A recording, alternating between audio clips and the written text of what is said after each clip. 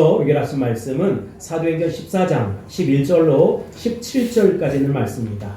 내 길이 어둡지 아니하는가, 내 길이 어둡지 아니하는가 라고 하는 제목으로 하나님 말씀드리기를 원합니다.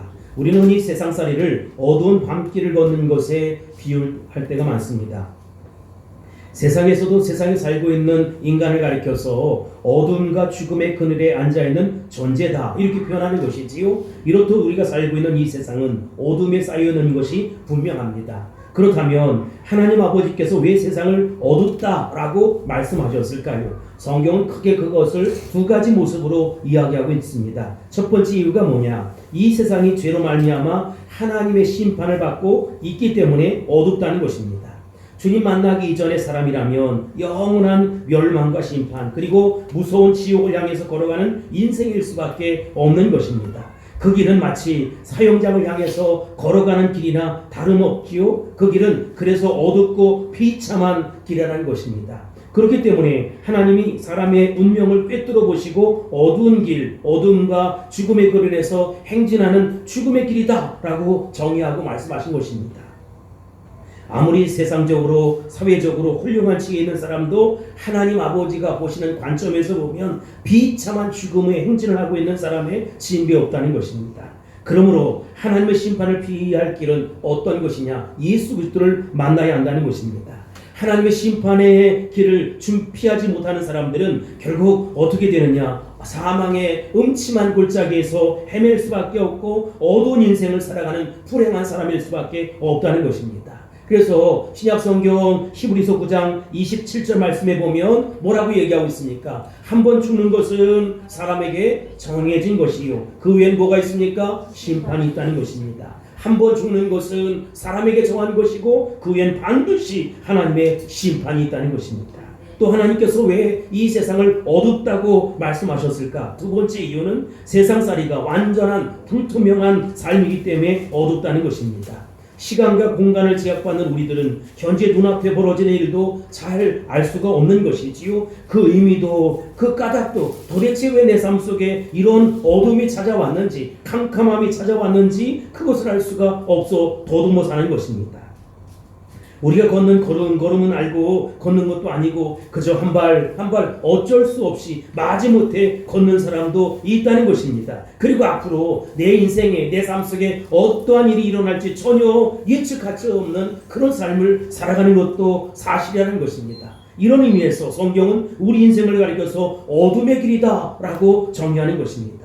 그렇다면 이 어둠의 길을 걸어가는 사람에게 꼭 필요한 것이 있다면 그것은 무엇일까요? 이 물음에는 삼척돈자라도 바른 대답을 할 수 있을 것입니다. 그 어둠의 길에 필요한 것은 등불이라는 것입니다. 어둠을 환하게 밝히는 등불이라는 것이지요. 우리가 첫 번째 살펴볼 내용은 이 세속적인 등불, 세상의 등불이라는 것입니다. 물론 어둠에 살고 있는 세상 사람들이라고 해서 전혀 등불이 없는 것은 아니라는 것이지요. 자기 나름대로의 등불을 다 가지고 살아갑니다. 우리 주변에는 전문적인 지식으로 잘 만들어진 지식의 등불을 갖고 있는 사람도 있고 또한 어떤 인간의 노력을 경험을 해서 자기 등불을 밝히는 사람도 있다는 것입니다. 어떤 사람은 초자연적인 어떤 직감을 가지고 영감을 가지고 살아가는 직감의 등불이 있는 것이지. 또 어떤 사람은 매스컴을 통해서 그때그때 주어지는 가장 현실적인 감각의 정보 등불을 들고 다니는 경우도 있다는 것입니다. 이처럼 모든 사람이 제 나름대로의 등불을 다 들고 다닙니다. 그것이 잘못된 것도 아니고 나쁜 것도 아니겠지요. 그러나 하나님 아버지 입장에서 보면 그건 진정한 등불이 아니라는 것입니다. 그 등불은 급할 때 잠깐 사용하는 등불이라는 것이지요. 옛날에는 성냥불을 참 많이 썼는데 그 다음 그 그림에 보면 성냥불이 등장할 거예요. 그 잠시 있다가 사라지는 것입니다. 그 등불은 우리의 짙은 인생의 밤을 도저히 깊게는 밝힐 수 없는 것입니다. 그 까닭은 세상 사람들이 들고 다니는 등불에는 모두 심지가 어디에 있느냐? 하나님 앞에 연결된 것이 아니라 나에게 연결되어 있기 때문이라는 것이지요. 그 심지의 출처가 나라는 것입니다. 자기 스스로 지혜를 생각하고 그렇게 살아가기 때문에 교만함의 심지가 다 거기에 내려져 있는 것이지요. 그래서 허물이 많고 허세가 많고 죄악이 많고 인간의 교만의 기름으로 가득 찬 등불을 다 들고 다닌다는 것입니다. 그러니 세상이 어두워질 수밖에 없고, 그러니 세상이 사망의 음침한 골짜기일 수밖에 없다는 것입니다. 하나님 보실 때 대수롭지 않은 것을 우리는 스스로 참 지혜롭다, 대단하다, 내가 멋진 일을 했다라고 하는 등불을 들고 다닌다는 것이지요. 그리고 그 등불에 비추어 주관적인 인생을 나름 이야기합니다. 자기 나름대로 남보다 훨씬 더 잘 살고 있다고, 더 멀리 내다보고 있다고, 미래를 향해서 환하게 꿰뚫어보고 있다고 라고 하는 나름 자부심을 갖는다는 것입니다. 그러나 우리가 세상을 살아가면서 등불이 전혀 필요 없는 것은 아니지요. 등불이 필요한데 진짜 등불이 어디에서 비롯되어야 되느냐라고 하는 것입니다. 여기서 제가 말씀드리고 싶은 사실은 이 더 중요한 등불을 우리가 가질 수 있어야 한다. 성경이 말하는 등불을 가질 수 있어야 된다는 것입니다. 여러분, 그 등불이 뭡니까? 바로 하나님 아버지께서 우리에게 비춰주시는 말씀의 등불이라는 것입니다. 그러므로 우리가 두 번째 살펴볼 주제가 말씀의 등불이라는 것입니다. 시편 119편 105절에 보면 주의 말씀은 내 발에 뭡니까? 등이라는 것입니다. 내 길에 빛이니이다. 주의 말씀은 내 발의 등이요 내 길의 빛이라는 것입니다. 시편 119편은 다윗이 짓지 않았나 후대 사람들은 그렇게 짐작해요. 그는 모험과 흥분으로 점철된 파란만장한 인생을 살았던 예수 닮은 하나님의 사람이었다는 것이지요. 위대한 믿음의 신앙인이었다는 것입니다. 우리로부터 한 3000년 전 이전의 사람이었기 때문에 그 나름대로의 어려움이 있었을 거예요. 그러나 그 어려움 속에서도 그는 풍부한 인생의 경험을 통해서 예수 닮은 하나님의 사람으로 살았고, 오로지 하나님 말씀만이 내 인생을 밝히는 등불이라는 사실을 깨닫게 되었다는 것입니다. 그는 하나님 말씀 외에 인생의 방을 밝히는 다른 등불이 없다라고 당황하게 이야기하는 것입니다. 우리가 어두운 밤을 넘어지지 아니하고 똑바로 걸어갈 수 있는 그것은 무엇입니까? 바로 능력의 말씀, 권세의 말씀, 살아있는 말씀, 지금도 나를 구원할 수 있는 말씀의 등불을 들어야 힘있게, 능력있게, 권세있게 살아갈 수 있다는 것입니다. 그의 고백을 들어보세요. 시편 119편 15절에 보면 주의 말씀은 내 발의 등이요 주의 말씀은 내 발의 빛이 된다는 것입니다. 저는 이 말씀 묵상할 때마다 항상 떠오르는 생각이 있어요. 이제 국회의사당, 미국의 국회의사당의 그림이 나올 터인데, 여러분 이 별관에 가보면 그 촛불 곁에 송조기와 함께 돌로 조각된 성경이 펴 있습니다. 그 성경 위에 이제 그 기록되어 있는 말씀이 있는데, 그게 바로 시편 119편 105절이라는 것이지요. 여러분, 그러니까 미국이 세워졌어요. 그런데 건국 이념이 뭐냐? 그들이 제도의 모든 기반이 뭐냐? 하나님 말씀이라는 것입니다. 하나님 말씀이 선명한 기전되어서 주의 말씀은 내 발의 등이고 내 길의 빛이 된다라고 하는 확신 속에 살아갔다는 것입니다. 미국의 조상들이 어디서 왔습니까? 저 영국에서 메이플라워라고 하는 배를 타고 이제 청교도들이, 피리탄들이 여기 왔어요. 그 메이플라워라고 하는 배가 보일 터인데, 설상가상으로 이 메이플라워라고 하는 배가 도착은 했지만 그로 인해서 많은 사람들이 그해 병들어 죽고 굶어 죽을 수밖에 없었다는 것이지요. 그 이후에도 흉년으로 어려움을 당하고 비참한 그 순환을 당할 수밖에 없었다는 것입니다. 그러나 여러분, 그런 고난과 기가 막힌 현실 속에서도 이 어둠을 헤쳐나가기 위해서 수단 방법, 인간의 수단 방법 찾는 것이 아니라 오직 하나님 말씀에 등불을 들었다는 것입니다. 그 위대한 조상들은 하나님 말씀이 선명한 기준되어서 말씀대로 살아가자, 은혜대로 살아가자, 성령의 인도함 따라 살아가자라고 그런 결심을 했다는 것이지요. 그들에게도 어려움이 있었습니다. 그들에게도 형제들이 죽어가는, 자매들이 죽어가는, 자식들이 죽어가는, 부모들이 죽어가는 비참한 현실을 맞이할 수밖에 없었어요. 그러나 이 나라의 근간은, 이 나라의 기초는 하나님 말씀이어야 한다. 우리가 생명의 말씀, 능력의 말씀, 권세의 말씀을 들어야 한다라고 하면서 말씀의 등불을 들기 시작했다는 것입니다. 잠시는 어려움이 있었지만, 잠시는 고통이 있었지만, 그 말씀이 그들에게 교육정신이 되었고, 사상이 되었고, 나라의 근간이 되었고, 나라의 모든 정치, 경제, 사회, 문화를 이끌어가는 기준점이 되었다는 것입니다. 이 등불이 오늘날 부강한 미국을 만들 수 있었다는 것이지요. 미국의 조상들은 참으로 말씀의 등불을 들었다, 바른 등불을 들었다. 그러므로 시편 119편 105절 말씀이 그 나라의 건국 이념이 되었다는 것입니다. 근데 여러분, 우리나라는 도대체 어떻습니까? 중국의 그 문물을 받아들인 것은 사실이지만 사서오경에 등불을 들었어요. 그리고 8만 대장경에 등불을 들었다는 것이지요. 그러니 여러분, 이 나라가 도대체 어떻게 되겠습니까? 많은 사람들이 나름대로의 등불을 들었지만 그것은 말씀의 등불, 나를 살린 등불이 아니라 세상의 등불, 심히 희미한 끄물끄물한 등불, 성냥불 등불에 지나지 않았다는 것입니다. 여러분, 우리가 말씀의 등불을 들어야 합니다. 내 삶이 힘겹고 어려울 때 더 말씀을 강하게 붙잡아야 한다는 것입니다. 말씀으로 내 자신을 묶어버려야 한다는 것이지요. 그 말씀은 나의 능력이고 힘이고 권세고 생명이고 구원이기 때문에 그 말씀이 나를 붙잡아간다라고는 확신 속에 살아가야 한다는 것입니다. 하나님 말씀만이 우리 인생길을 바르게 제시할 수 있고 하나님 말씀만이 우리 인생의 환한 빛이 돼 주신다는 것입니다.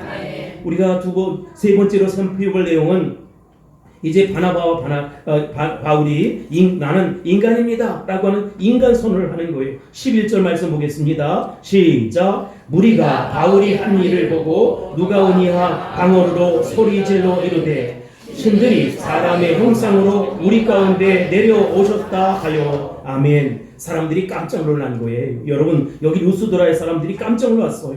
평소에 쓰지 않던 방언, 무슨 얘기냐? 그 방언을 이야기하기 시작했어요. 사투리를 이야기했다는 것입니다. 그들은 아마 헬라어를 통용하고 있었을 터인데 너무 놀라는 나머지 자기 동네, 자기가 살았던 고향에 이제 방언들을 하기 시작했다는 것입니다. 그들이 얼마나 충격을 받았는지를 알 수 있잖아요. 12절 말씀 보겠습니다. 시작. 바나바는 제우스라 하고 바울은 그 중에 말하는 자이므로 헤르메스라 하더라. 아멘. 그들이 사투리를 쓰고 방언을 했는데 바나바를 가리켜서 저 사람은 제우스다 이렇게 이야기했고 또 그 옆에 있는 바울 사도는 뭐라고 얘기했느냐? 헤르메스다 이렇게 얘기했어. 말하는 사람이니까 헤르메스라는 거예요. 근데 문제는 바울과 바나바가 그 말이 도대체 무슨 말인지 들을 수가 없었다. 그 나라 방언으로 이야기하니까 전혀 들을 수 없었다. 그래서 가만히 잠자코 있었다는 것입니다. 그런데 그 다음 장면을 보면 그들이 성 밖으로 뛰어나가는 거예요. 그리고 제우스 신전에서 제사장을 데리고 왔다는 것입니다. 제사장은 또 소 한 마리를 끌고 왔어요. 그 다음에 화환을 가지고 왔습니다. 제사를 드리려고 그것을 가지고 이제 바울과 바나바 앞에 우뚝 선 것입니다. 13절 말씀 보겠습니다. 시작. 시에 제우스 신당의 제사장이 소와 화환들을 가지고 대문 앞에 와서 무리와 함께 제사하고자 하니. 아멘. 바울과 바나바는 도대체 무슨 소리냐? 왜 지금 너희들이 이런 일을 벌이고 있느냐? 라고 묻습니다. 그때 무리가 정신을 차리고 통용할 수 있는 말로 당신은 신인데 아마도 인간 되어 우리 가운데 온 것 같습니다. 그래서 우리는 당신 앞에 제사를 드릴 수밖에 없습니다. 라고 얘기했던 거예요. 이제까지는 바울과 바나바가 도대체 무슨 말인지 알아들을 수 없었는데 가만히 보니까 우리가 신이 되었다고 있을 수도 없고 있어서도 안 되는 말을 저들이 한다는 것입니다. 어떻게 했는지 14절을 봅시다. 시작. 두 사도 바나바와 바울이 듣고 옷을 찢고 무리 가운데 뛰어들어가서 소리질러. 아멘. 여러분, 바울과 바나바는 그 말을 듣고 옷을 찢었어요.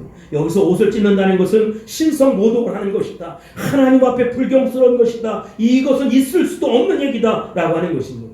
예수님이 자신을 하나님의 아들이라고 했을 때 온 바리새인들과 서기관들이 어떻겠습니까? 자신들의 옷을 찢으면서 참나마도다 참나마도다 하나님의 이름을 모독하는 것이다, 하나님의 영광을 가리우는 것이다 라고 공격한 사건을 기억하십니까? 지금 바울과 바나바는 사람들이 자기들에게 제사를 드리려고 하는 그 순간 자기들의 옷을 찢겼어요. 그리고 악을 씁니다. 소리를 지릅니다. 그리고 군종들에게 뛰어들어가는 것이지요. 그리고 이렇게 얘기합니다. 어떻게 얘기합니까? 15절입니다. 시작. 이르되 여러분이여 어찌하여 이런 일을 하느냐? 우리도 여러분과 같은 성정을 가진 사람이라. 여러분에게 복음을 전하는 것은 이런 헛된 일을 버리고 천지와 바다와 그 가운데 만물을 지으시고 살아계신 하나님께로 돌아오게 함이라. 아멘. 바울과 바나바는 두 가지 말을 해요. 우리는 첫 번째, 신이 아니라는 것입니다. 이 선언은 굉장히 중요한 사건이, 왜냐하면 루스드라에서 안진뱅이가 벌떡 일어난 사건도 있었고 각가지 기사와 이적이 있었다는 것이지요. 그러나 그럼에도 불구하고 우리는 신이 아니다, 인간의 친이하지 아니하다. 크고 작은 차이는 있지만, 능력의 차이는 있지만 우린 절대로 신이 아니라는 것입니다. 예를 들어 역사에 히틀러라든지 김일성 이런 독재자들이 있었잖아요. 자신을 신처럼 생각했어요. 이 히틀러나 또 김일성의 가장 큰 실수가 뭡니까? 자기가 신이 될 수 있다는 것이지요. 신이 되고 싶은 그 욕망의 주체 사상을 만들기도 했고 하이 히틀러를 외치기 시작했어요. 그러나 여러분, 그는 어떻게 되었습니까? 자살에 죽을 수밖에 없었고 급사에 죽을 수밖에 없었다는 것입니다. 그런 거로 바울 사도는 우리는 신이 아니다 라고 강력하게 이야기하는 것이지요. 우리도 여러분 그 선언을 할 수 있어야 된다는 것입니다. 우리 인간은 다 죄인이에요. 죄인 중에 지나지 않는 괴수 같은 인간들이라는 것입니다. 그래서 우리가 정말로 사망의 음침한 골짜기를 헤맬 수밖에 없고 저 영원한 지옥의 형벌을 받을 수밖에 없는데, 우리를 이처럼 사랑하셔서 독생자 예수 그리스도를 이 땅에 보내주셨고 그 예수 그리스도를 믿음으로 말미암아 피보혈의 권세로 우리가 구원받은 하나님의 자녀가 되었다는 것입니다. 그리고 천국을 소망하게 되었다는 것이지요. 바울 사도가 그 사실을 알았어요. 그래서 우리는 신이 아니다, 너희와 똑같은 성정을 가진 인간이다 라고 그렇게 이야기했던 것이지. 그러니 나를 섬기지 마라. 바울 사도는 두 번째로 우리가 복음을 전하는 것은 이 헛된 일을 버리고 천지와 바다와 그 가운데 만물을 지으시고 살아계신 하나님께로 돌아오게 하려 함이라. 그래서 이 기적이 일어난 것이다. 이 기적은 사람이 베푸는 것이 아니라 오직 하나님 아버지께서 베푸시는 것이다. 그러므로 너희들은 모든 우상을 버리고 하나님 아버지께로 돌아오라, 하나님 아버지께로 돌아오라 라고 선포하는 것입니다. 이 메시지를 바로 지금 여러분들에게 드리고 싶은 거예요.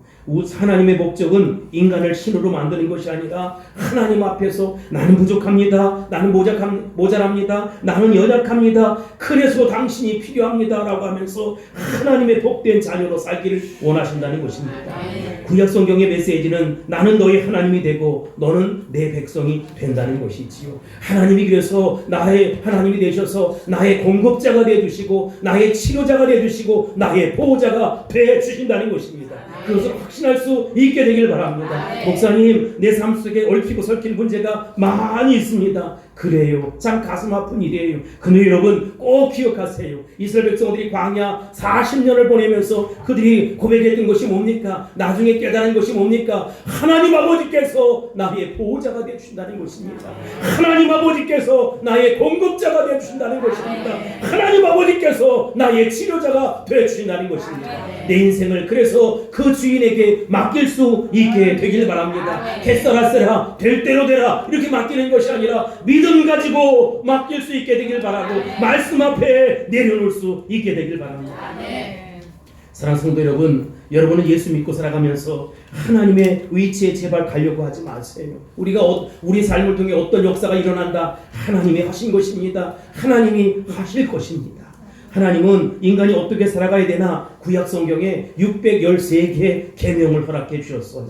하라 248개, 하지 마라 365개, 613개의 계명을 주셨는데 그것을 압축하고 축소한 것이 10계명입니다. 그러니까 여러분 그 10계명 더해 신약 성경에 계명을 달랑 하나 주셨어요. 서로 살아가라는 것이지요. 하나님께서 우리에게 주신 614개 계명을 가지고 우리는 이 땅에 살아가는 것입니다. 근데 여러분 10계명, 구약 성경에 613개의 계명이 녹아있는 그 10계명의 가장 본질적인 모습은 뭐냐? 1계명부터 4계명까지 잠시 언급하겠는데 이것은 하나님과의 관계 속에서 일어나는 것이고 5계명부터 10계명까지는 인간과의 관계 속에서 이루어가는 거예요. 1계명이 뭡니까? 너는 나 외에 다른 신들을 내게 두지 말라는 것입니다. 하나님이 스스로 신이 되려고 노력하지 말라는 것입니다. 우리가 왜 조상을 숭배합니까? 왜 제사를 드립니까? 제사는 하나님 아버지께만 드려야 한다는 것이지요. 예배는 하나님 아버지께만 드려야 한다는 것입니다. 아무리 위대한 성분이요 영웅이요 민족의 아버지랄지라도 사람에게 예배드려서는 안 된다는 것입니다. 사람은 예배받을 존재가 아니라 예배 드려야 할 존재라는 것입니다.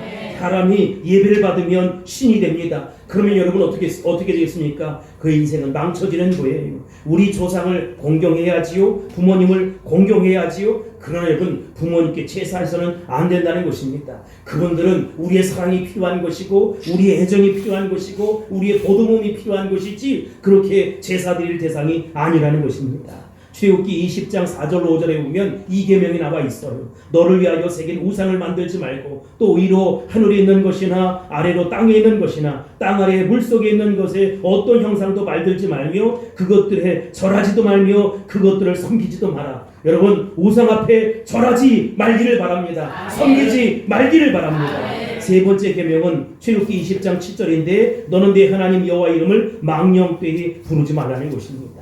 하나님 앞에 여러분 내 인생을 이렇다 저렇다 스스로 판단하지 마세요. 이거다 저거다 약장사도 이거다 저거다 말씀하시고 하잖아요. 이거다 저거다 말씀하시고 하나님께서 앞으로 여러분을 통해서 이루실 역사를 기대할 수 있게 되길 바랍니다. 그리고 하나님이 하셨습니다. 하나님이 하실 것입니다. 믿음으로 살아갈 수 있게 되길 바랍니다.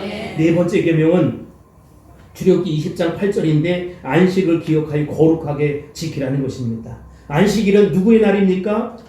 하나님의 날입니다. 여러분 주일은 여러분의 날이 아니라 하나님 앞에 영광 돌릴 날이라는 것이지요. 빵꾸 두드리면서 하나님 앞에 영광 돌릴 수 있게 되길 바랍니다. 예배하면서 행복한 여러분 될 수 있길 바랍니다. 신나고 즐겁게 하나님의 기운을 받아 돌아갈 수 있게 되길 바랍니다. 나의 날처럼 쓰는 것이 아니라 오직 하나님 앞에 영광 돌리는 날. 6일은 마음껏 내가 사용할 수 있지만 그 하루는 구별해서 하나님 앞에 영광 돌리는 날이라는 것입니다. 이 날을 지키는 자가 복이 있는 것입니다. 이 날을 지키는 자가 축복이 있는 것입니다. 이 날을 지키는 자가 건강의 복을 허락해 주신다는 것입니다.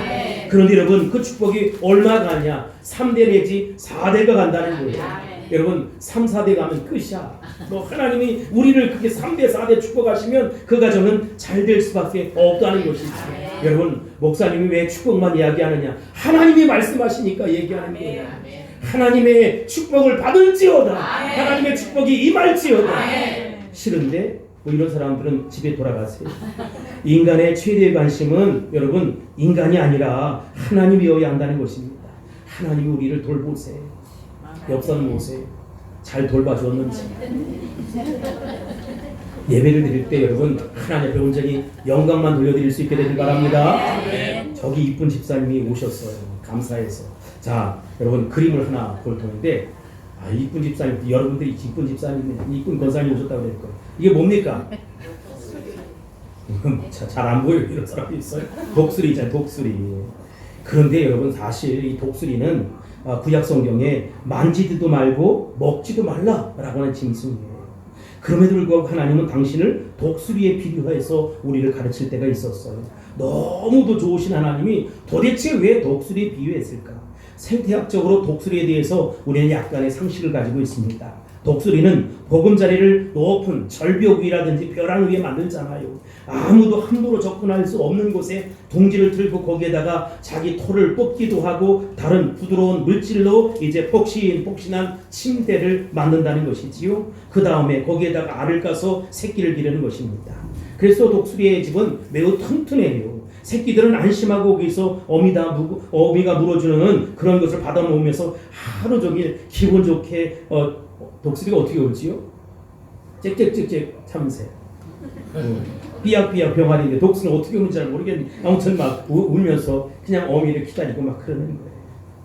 그런데 여러분 눈만 뜨면 파란 하늘에 창공이 보이기도 하고 둥지 아래에는 광활한 벌판이 보이기도 하고 난공불락의 요새 같은 둥지에서 새들은 날마다 아무 걱정 없이 근심 없이 행복한 나라를 보내는 것입니다.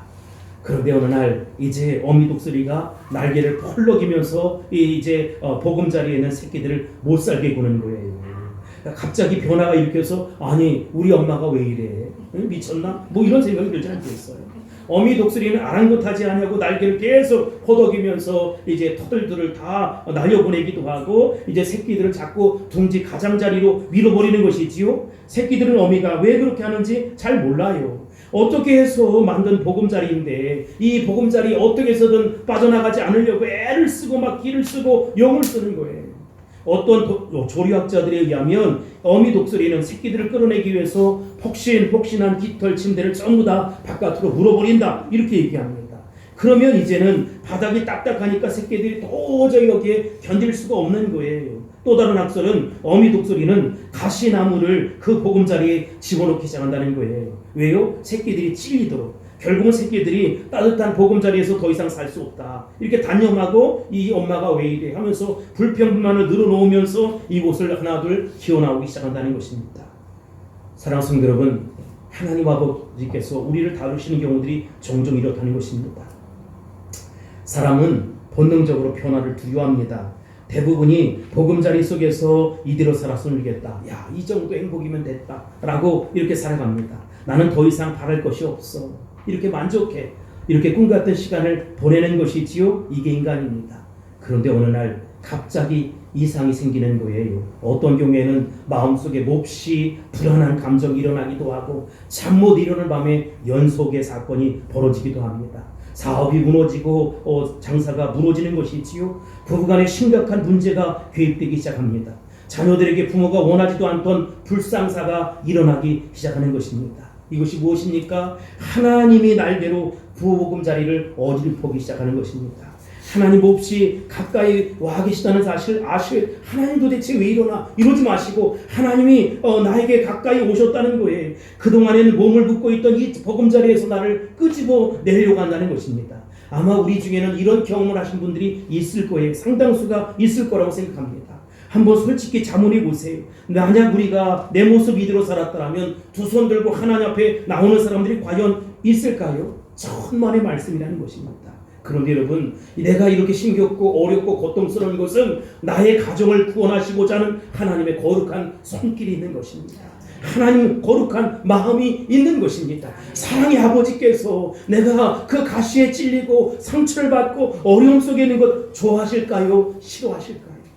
그런데 여러분, 우리 그렇게 마음 아파하시지만 우리를 단단한 하나님 백성 만들기 위함이라는 것입니다. 너는 이 정도의 모습으로 살아가서는 안 돼. 너는 이 정도의 위치로 살아가서는 안 돼. 나와 함께 동역하자. 나와 함께 사업하자는 것입니다. 나와 함께 인생을 살아가자는 것입니다. 폴 트리니에라고 하는 사람이 있어요. 이 사람은 상담학자이고 정신과 의사입니다. 그리스도인이지요. 왜 사람들이 잠을 못 잘까?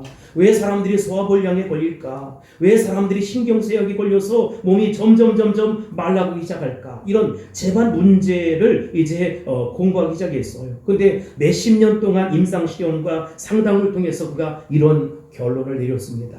사랑하지 못한 죄, 남이 모르는 탈선, 남이 모르는 마음속의 욕심과 욕망, 이 모든 것이 마음속에 꽉 들어차 있기 때문이라는 것입니다. 마음에 범죄한 것이 있으면 누구나 다 양심의 가책을 받기 마련이지요. 말을 못하면서도 계속 찜찜하고 막 그런 거예요. 그러다 고민하다 보면 마음에 상처가 되고 병이 들기 시작하는 것입니다. 마음에 병이 들면 급기야 육체의 병까지 찾아오는 것이지요. 이것은 하나님 말씀이 우리에게 가르쳐주는 교훈이라는 것입니다. 트리니의 박사만 가르치는 것이 아니에요. 그런데 여러분, 여기까지 얘기하면 의미가 없지요. 폴 트리니의 박사의 말 중에 중요한 것이 있어요. 환자들이 그를 찾아오고 각각 자기의 마음속에 있는 과거의 죄라든지 염려라든지 고민이라든지 아픔을 후련하게 고백하고 나면 그가 이제 기도하고 보낸다는 거예요. 그들을 위해 기도하고 말씀으로 권면하고 돌려보내면 이상하게도 그 다음날 되면 거짓말같이 오랫동안 시달렸던 여러 병적인 곳에서 사라지는 놀라운 역사를 경험했다는 것입니다. 여러분, 우리의 육체를 지으신 분이 하나님 아버지세요.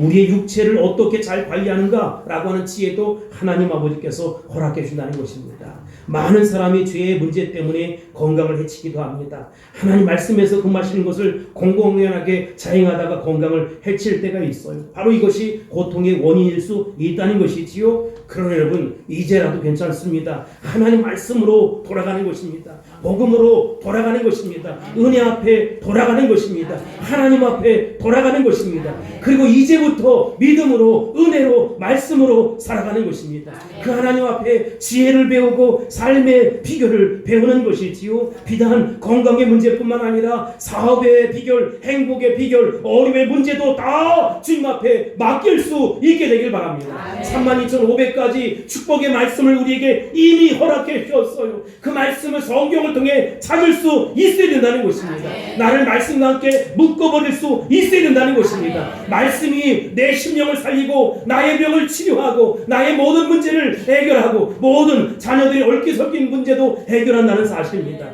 그러한 역사가 나타날지어다. 그러한 역사가 드러날지어다. 나는 여러분들에게 그러한 형통의 역사, 평탄의 역사가 이루어지기를 주의 이름으로 축원합니다. 축복합니다. 선포합니다. 여기 16절, 17절 보겠습니다. 시작. 하나님이 지나간 세대에는 모든 민족으로 자기들의 길들을 가게 방해하셨으나 그러나 자기를 증언하지 아니하는 것이 아니니 곧 여러분에게 하늘로부터 비를 내리시며 결실을 주시는 선한 일을 하사 음식과 기쁨으로 여러분의 마음에 만족하게 하셨느니라 하고. 아멘. 여러분, 하나님께서 우리에게 계시를 주세요. 두 가지 계시가 있어요. 다음 장면에 나올 터인데, 하나님은 우리에게 일반 계시를 허락해 주시고 특별 계시를 허락해 주세요.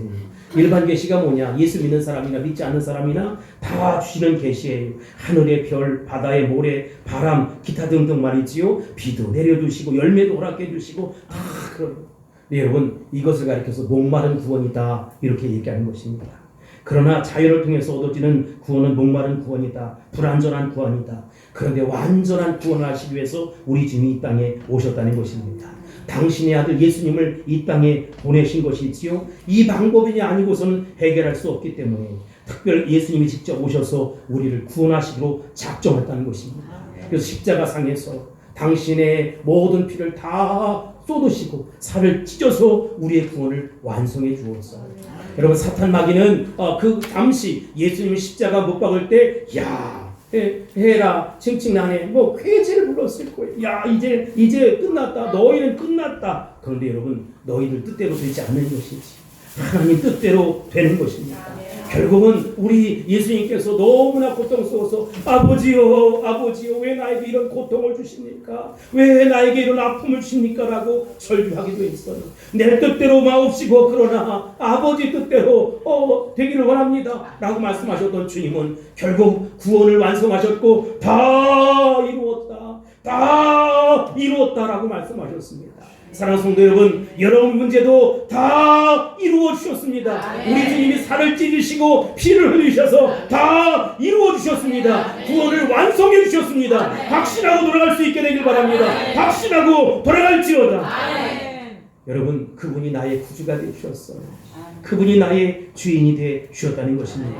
여기 16절로 17절에 보면 우리들에게 예수님이 없을 때 목마른 구원이었지만 진짜 구원이 찾아왔다는 것입니다. 예수님이 우리 가운데 오셨다는 것입니다. 그리고 날마다 이제는 신비한 연합을 이루는 것이지요. 전에는 몰랐던 그 사랑을 이제 경험하는 것입니다. 우리가 예수 믿고 구원받는 순간 하나님이 우리에게 다가오셔서 들려주시는 중요한 음성이 있습니다. 그것이 무엇입니까? 예수님을 나의 구주 주님으로 영접하라는 것입니다. 그리고 예수님 앞에 엎드려 예수님, 당신은 나의 주인이십니다. 당신은 나의 구원자이십니다 하고 고백하는 것입니다.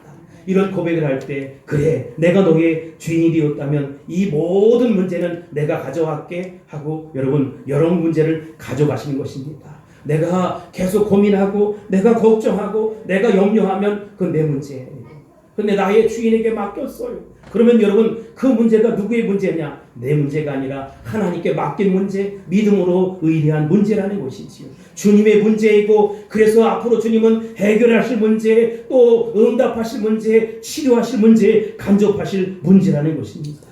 예수 그리스도를 구주로 나의 삶의 주인으로 고백한 여러분 그 사람은 예수 그리스도 앞에 모든 것을 가진 성도라는 것입니다. 아멘입니까? 아멘. 그러면 이제 이 말씀을 정리해 보도록 하겠습니다. 하나님 말씀은 내 발의 등입니다. 하나님 말씀은 내 인생길의 등불입니다. 등불이 된다는 것은 끄물끄물한 것이 아니라 하나님께서 직접 내 삶을 어떻게 해요? 앞에서 인도해 주시겠다는 것입니다. 아멘. 얼마나 감사한 일인지 알 수 없어요. 그 다음 장면을 보세요. 이게 뭐지요? 어두운 길을 가요. 어두운 길을 가는데 이 자매가 뭘 밝히고 갑니까? 하나님 말씀을 붙잡고 가는 거예요. 사랑하는 성도 여러분, 여러분의 인생길이 어둡지 않습니까? 여러분의 등불을 잘못 선택했다고 생각하지 않습니까? 여러분들이 들고 다니는 등불이 너무 꾸물꾸물하고 희미하지 않습니까? 지금 당장 하나님 말씀, 그 하나님이 주시는 등불로 바꾸셔야 한다는 것입니다. 내 뜻, 내 주장, 내 방법대로 안 됐다면 이제는 주님의 주장, 주님의 방법대로 살아가셔야 한다는 것이지요. 하나님 말씀이 선명한 기준 되어서 이 말씀 앞에 지혜를 찾고, 이 말씀 앞에 길을 찾고, 이 말씀 앞에 방법을 찾으셔야 한다는 것입니다. 그러면 하나님 아버지께서 여러분과 동업을 해주실 것입니다. 하나님께서 여러분과 함께 해주실 것입니다. 하나님께서 여러분의 질병을 책임져 주실 것입니다. 하나님께서 여러분의 자녀들의 미래와 장래를 책임져 주실 것입니다. 그러니 우리는 할렐루야 아멘 할 수 있는 것이고 행복한 인생을 살 수밖에 없는 것입니다. 하나님이 함께 하시니 이것이 새로운 것이지요. 여러분, 여러분의 인생이 어둡다 생각하시면 이제 염려 뚝, 걱정 뚝, 모든 근심 다 뚝하고 너희는 마음에 근심하지 말라. 하나님을 믿으니 또 나를 믿어라. 너희는 마음에 근심하지 말라. 하나님을 믿으니 또 나를 믿어라. 말씀 붙잡고 승리하는 저와 여러분이 다 될 수 있기를 주의 이름으로 선합니다. 축복합니다. 축원합니다. 할렐루야. 기도하겠습니다. 고마우신 아버지 하나님 감사합니다. 놀라우신 주님의 은혜를 찬양합니다. 내 인생길이 어두웠지만, 지금까지는 어둠의 인생이었지만 주님이 나의 주인이 되주시고 구원자가 되주셔서 나의 인생을 주관하시고 책임져 주신다는 사실에 확신합니다. 아멘입니다. 이제 등불을 밝은 등불로 바꾸겠습니다. 아버지 하나님, 정말로 이 말씀의 등불 높이 들고 인생의 행복한 자리, 구원의 자리, 십자가의 자리, 은혜의 자리, 사명의 자리로 달려가겠사오니 하나님께서 가장 선하게 멋지게 인도하여 주옵소서. 사랑이 많으신 예수님의 이름으로 간절히 기도합나이다. 아멘.